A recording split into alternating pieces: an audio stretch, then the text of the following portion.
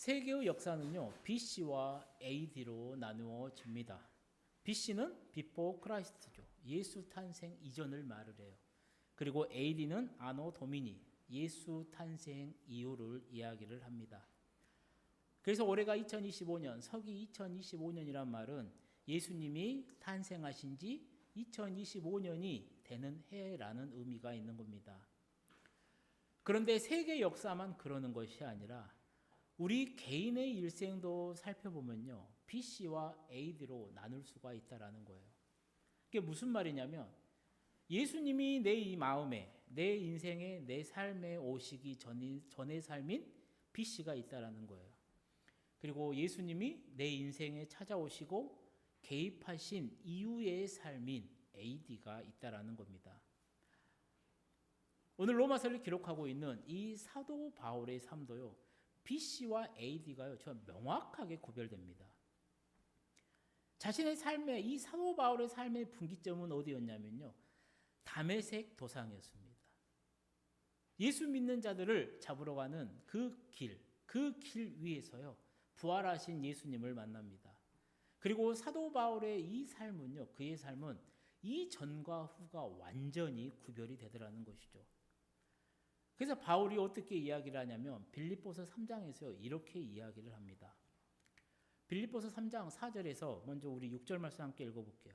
그러나 나도 육체를 신뢰할 만하며 만일 누구든지 다른 이가 육체를 신뢰할 것이 있는 줄로 생각하면 나는 더욱 그러하리니 나는 8일 만에 할례를 받고 이스라엘 족속이요 베냐민 지파요 히브리인 중에 히브리인요 율법으로는 바리새인이요 열심으로는 교회를 박해하고 율법의 의로는 흠이 없는 자라. 아멘. 바울이 이렇게 말을 해요. 이 삶은 뭐냐면요, 여기까지는 바울이 부활하신 예수님을 만나기 전의 삶이에요. 자기가 이랬다라는 거예요. 그리고 부활하신 후는 어땠다라는 거예요. 7절부터 이렇게 나옵니다. 그러나 무엇이든지 내게 유익하던 것을 내가 그리스도를 위하여 다 해로 여길 뿐더러 또한 모든 것을 해로 여김은 내 주 그리스도 예수를 아는 지식이 가장 고상하기 때문이라.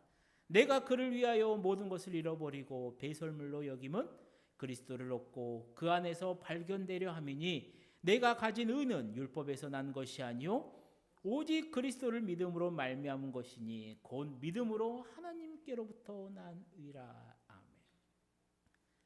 이 말씀은 자신이 이제 예수를 믿은 후에 그 상태를 이야기한다는 거예요. 그러니까 사도 바울이 분명히 말을 하는 거예요. 예수를 만나기 전에는 자신이 대단했다라는 거예요. 내 지식이 얼마나 있었고, 내 집안이 어땠고, 내 혈통이 어땠고, 내가 누구였고, 자신의 힘이 얼마나 셌는데 내가 그걸 대단한 사람이 여겼다라는 겁니다. 그런데 다메섹 도상에서 부활하신 예수님을 만나보니까 예수님이 너무나도 귀하다라는 거예요. 그래서 그 전에 자신의 자랑거리였던 그 모든 것들이 이제는 배설물처럼 쓸데없는 것이 되어버렸다라고 바울이 고백하더라는 겁니다. 사랑하는 성도님들, 바울의 이런 고백은요, 기독교 역사 2000년 가운데요 계속해서 이어져 내려옵니다. 한국의 석학이라고 불렸었던 이호룡 교수도요, 예수님을 만난 전과 만난 후의 삶이 완전히 달라졌다라고 고백을 해요. 그 다음에 요즘 간증하러 돌아다니시는 분들도 한번 이야기 들어보세요. 예수님을 만나기 전과 예수님을 만난 후의 삶은요 완전히 달라졌습니다. 우리 성도님들 삶에도 마찬가지예요. 내가 예수 믿기 전에는 이랬는데 예수 믿고 난 후에 생각해 보니까 그 전의 것들이 얼마나 쓰잘데기가 없더라. 그런 것들이 하나도 생각 안 나더라 라고 고백하시는 성도들이 많아요. 이렇게 예수님을 만나기 전과 후로 나누는 것은요, 개인이든 인류의 역사이든 모두 다 중요하다라는 겁니다. 오늘 본문의 말씀도 그래요. 사도 바울은 이 예수님을 분기점으로 해서요 본문을 나누고 있어요. 이 분기점이 되는 말씀이 오늘 본문 21절입니다. 우리 함께 읽어볼까요? 이제는 율법 외에 하나님의 한 의가 나타났으니 율법과 선지자들에게 증거를 받은 것이라. 아멘. 이제는 율법 외에 한 의가 나타났다라는 거예요. 원문에는 그러나 이제는입니다. 한글 성경에는 이제는이라고 번역되어 있는데 원문으로 따지면 정확하게 자세하게 말을 하면 그러나 이제는이에요. 이게 무슨 말이냐면 전에는 이랬는데 이제는 지금은 이렇게 되었다라는 것입니다.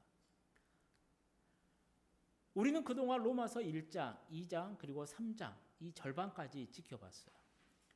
그리고 이 앞부분의 내용은 뭐였냐면 인간의 정말로 비참한 현실을 말하고 있음을 우리는 보았습니다. 이방인들은 어땠다라는 거예요? 이방인들은 타락했다라는 거예요. 그래서 심판을 피할 수 없게 된 상태가 되어버렸다라는 거예요. 그럼 유대인들은 어때요? 유대인들은 율법을 받았습니다. 하나님으로부터 율법을 받았어요. 율법을 알았어요. 할례도 행했습니다.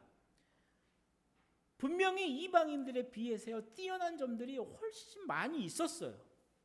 그럼에도 그들은 그것을 제대로 활용하지 못했다라는 거예요. 그래서 유대인들 또한 심판을 받아야만 한다라는 겁니다. 유대인들이 하나님으로부터 받았던 율법, 이 율법은요 중요한 두 가지의 기능이 있어요. 첫 번째 기능이 뭐냐면 율법은요 거울과 같은 기능을 합니다. 거울과 같은 역할을 해요. 이게 무슨 말이냐면 거울은요 우리가 있는 그대로를 보여줍니다. 잠자고 일어나서요 그 상태로 한번 거울을 보십시오. 눈도 부었을 수도 있고요. 침이 흘렸으면 침 흘린 자국도 있을 겁니다. 머리도 막 마음대로 엉켜 있을지도 몰라요. 거울이 하는 역할은 뭐냐면요 그냥 나의 모습을 있는 그대로 보여주는 겁니다. 우리가 잘 알고 있는 히브리서 4장 말씀 우리 함께 읽어보도록 하겠습니다. 하나님의 말씀은 살아있고 활력이 있어 좌우에 날선 어떤 검보다도 예리하여 혼과 영과 및 관절과 골수를 찔러 쪼개기까지 하며 또 마음의 생각과 뜻을 판단하나니 지으신 것이 하나도 그 앞에 나타나지 않음이 없고 우리의 결산을 받으실 이의 눈앞에 만물이 벌거벗은 것 같이 드러나느니라. 아멘. 이 말씀에서 혼과 영과 및 관절과 골수는 뭐예요? 우리 눈에 보이지 않는 것들입니다. 우리 눈에 보이지 않는 것들을 말을 해요. 그런데 이것들이 하나님의 말씀 앞에서는 다 드러난다는 겁니다. 이게 율법의 역할이라는 거예요. 이렇게 율법은 거울과 같아요. 우리의 더러운 모습을 그대로 보여준다는 거예요. 세상을 살아가면서 나는 스스로 깨끗한 척, 나는 거룩한 척, 나는 숭고한 척, 나는 참 괜찮은 사람인 척 하며 살아갈지도 몰라요.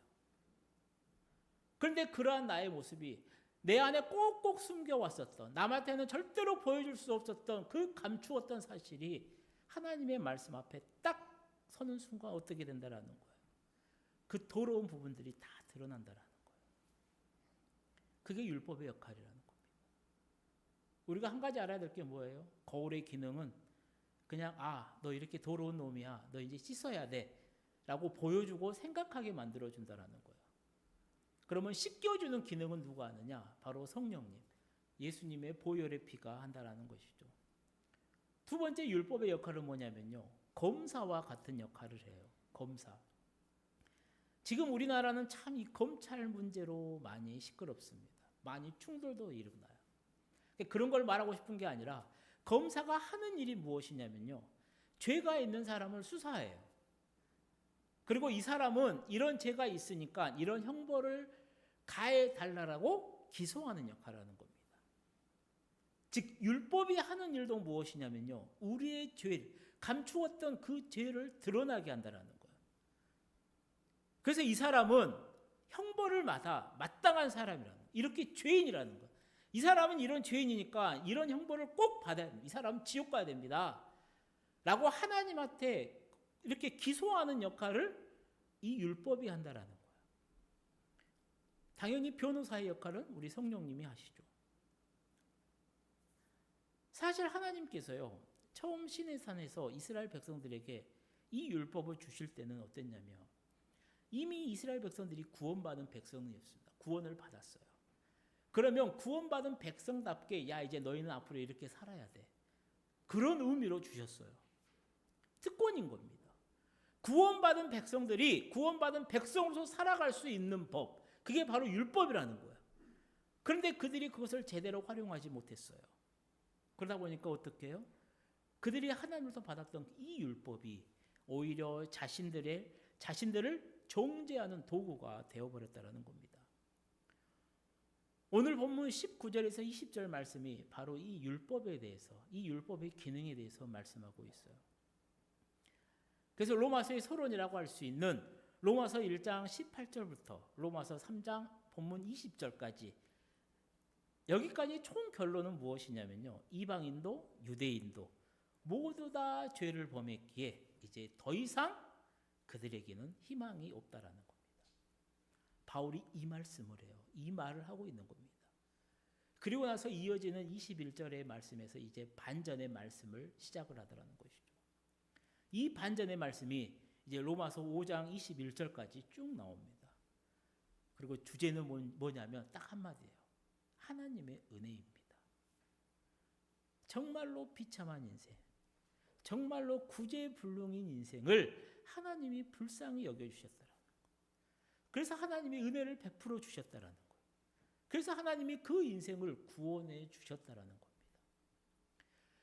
그래서 많은 이 성경학자들과 목회자들이요, 본문 21절부터 31절까지 이 말씀을 성경 전체의 핵심이다라고 이야기를 합니다.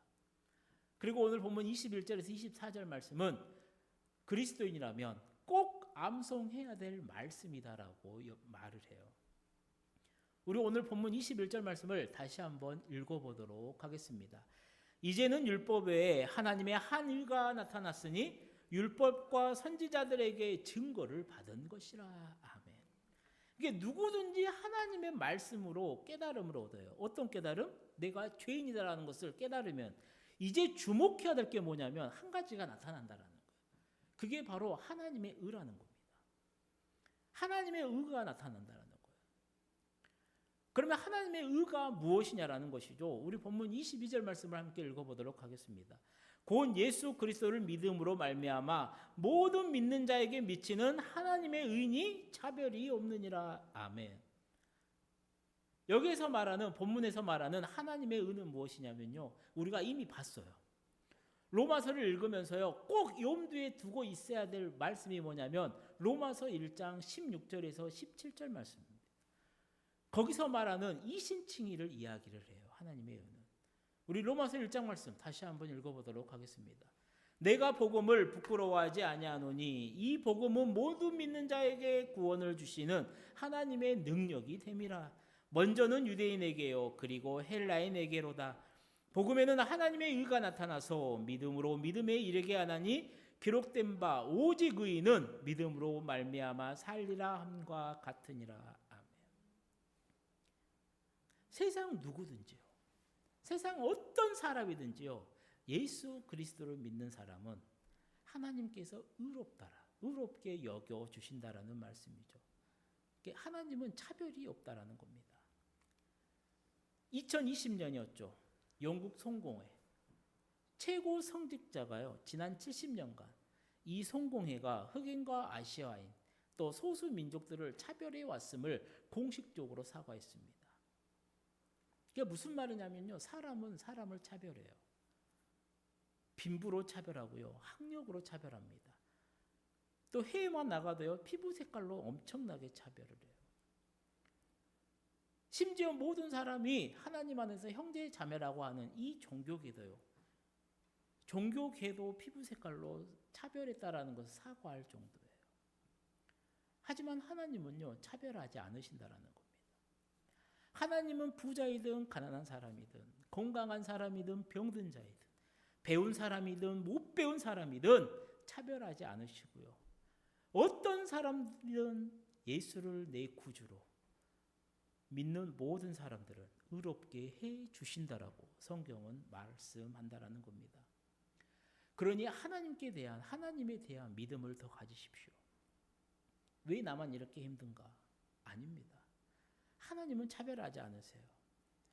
예수를 나의 구주로 믿는 모든 사람에게요, 하나님은 차별 없이요, 너 의롭다라고 인정해 주신다라는 겁니다.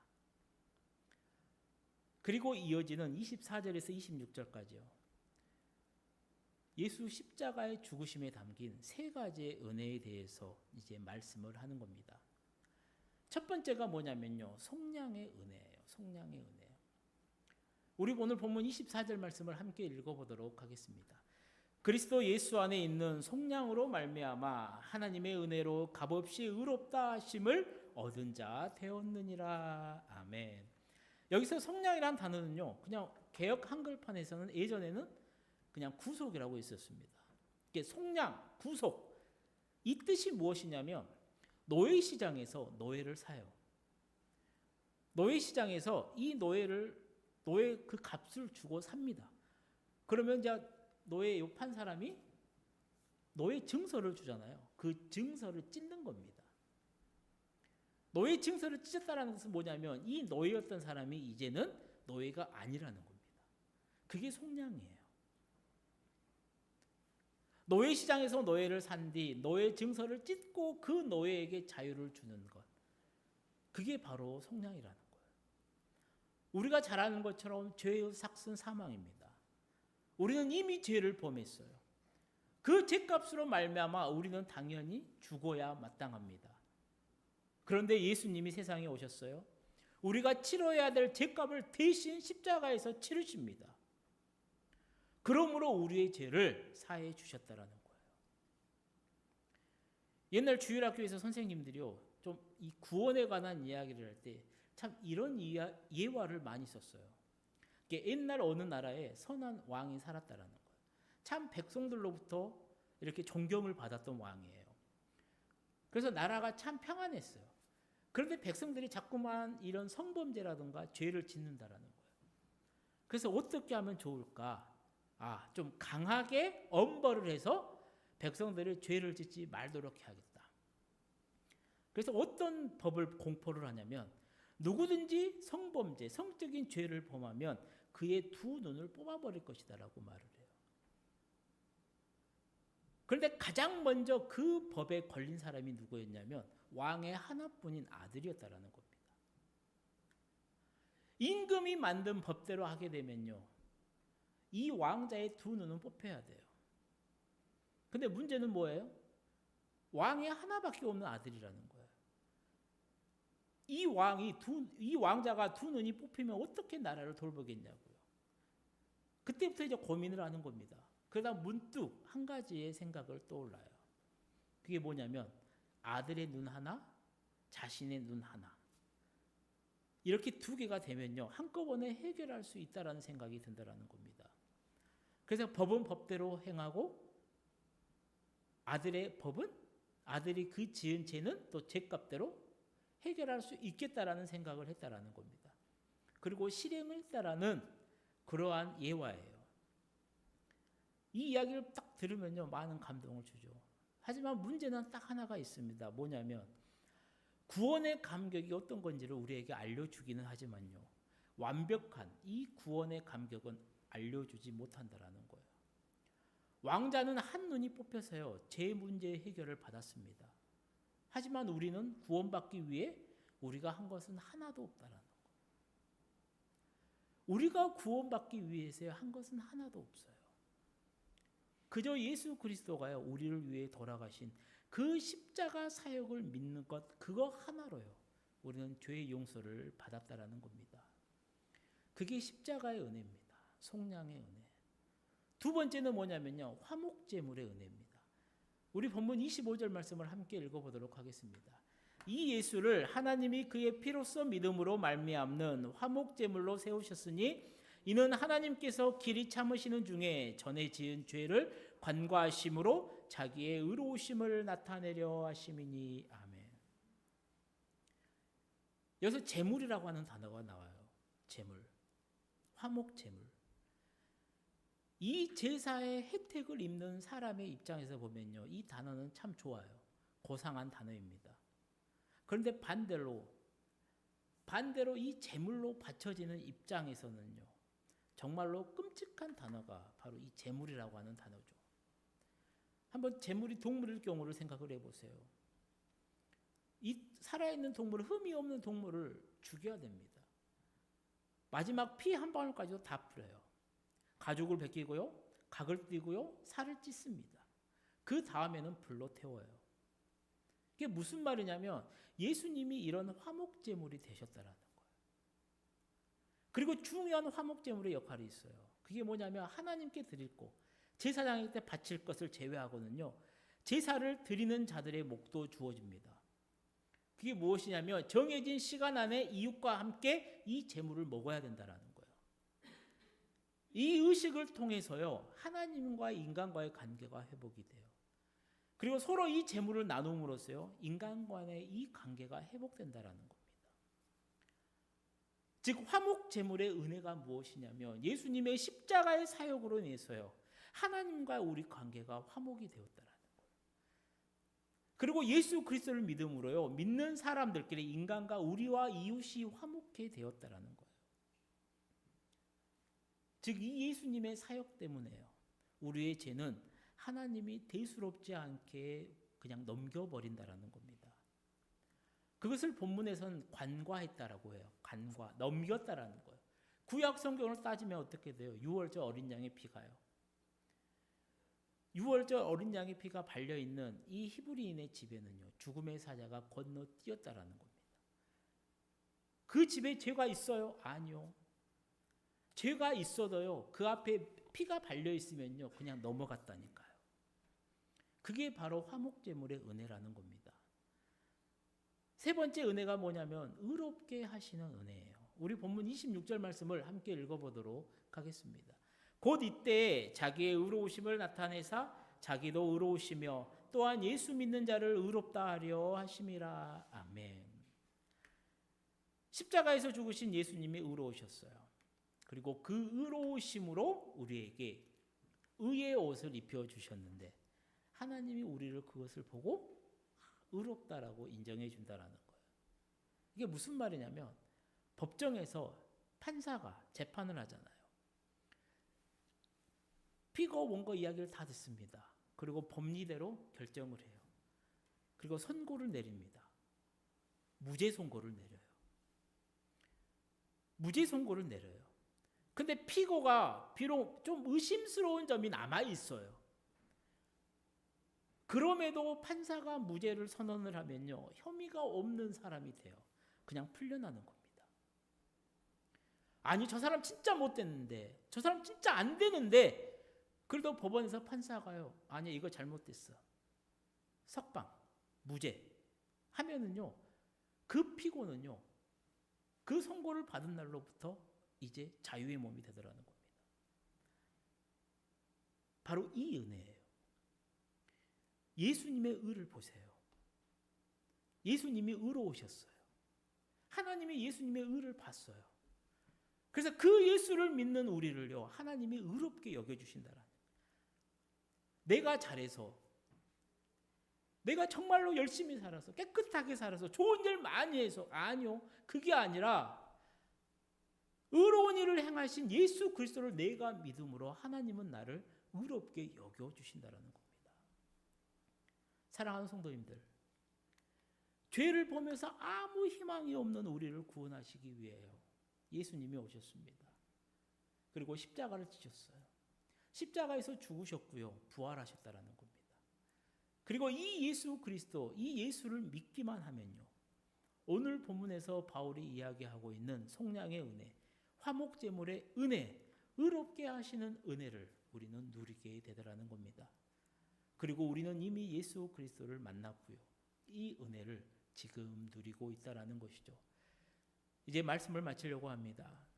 사랑하는 성도님들, 철로 역정이라고 하는 책, 존 번연이요, 이 십자가의 은혜를 다음과 같이 고백을 해요. 하나님의 아들인 당신은 당신의 겸손으로 은혜가 무엇인지 확정하셨습니다. 은혜가 당신을 비천하게 하고 모욕당하게 하였습니다. 은혜가 당신으로 하여금 형언할 수 없는 죄의 짐을, 눈물의 짐을, 하나님의 짐을, 저주의 짐을 지게 하였습니다. 오 하나님의 아들이시여, 은혜는 당신의 모든 눈물 속에 있었습니다. 은혜는 당신의 옆구리에서 흐른 당신의 피와 함께 흘러나왔습니다. 은혜는 당신의 부드러운 입술의 모든 말씀과 함께 다가왔습니다. 은혜는 채찍으로 맞은 당신의 그곳에서, 가시로 찔린 당신의 그곳에서, 그리고 못으로 박힌 당신의 그곳에서 나타났습니다. 바로 여기에 진정한 은혜가 있습니다. 천사들을 경탄케 한 은혜, 죄인들을 복되게 한 은혜, 마귀들을 놀라게 한 은혜. 사랑하는 성도님들, 오늘 우리는 이 은혜의 감격을 지니고 계십니까? 사순절을 보내는 동안 우리 모두 이 놀라운 십자가의 은혜를 다시 한번 생각하면서요, 우리의 시선을 세상이 아니라 예수님께 맞추시고 이 십자가의 은혜의 감격을 회복하고요, 그 은혜에 감사하며 하루하루 살아가는 우리 모든 성도님들이 되시기를 주님의 이름으로 간절히 축원드립니다. 기도하시겠습니다. 사랑의 하나님 아버지, 우리에게 베푸신 은혜가 참 많습니다. 오늘은 예수 십자가의 은혜에 대해 말씀을 전했습니다. 아버지, 우리 모두가 주신 말씀으로 인해 다시 한번 십자가의 은혜를 생각하고 아버지 그 은혜에 감사하며 살아갈 수 있도록 인도하여 주옵소서.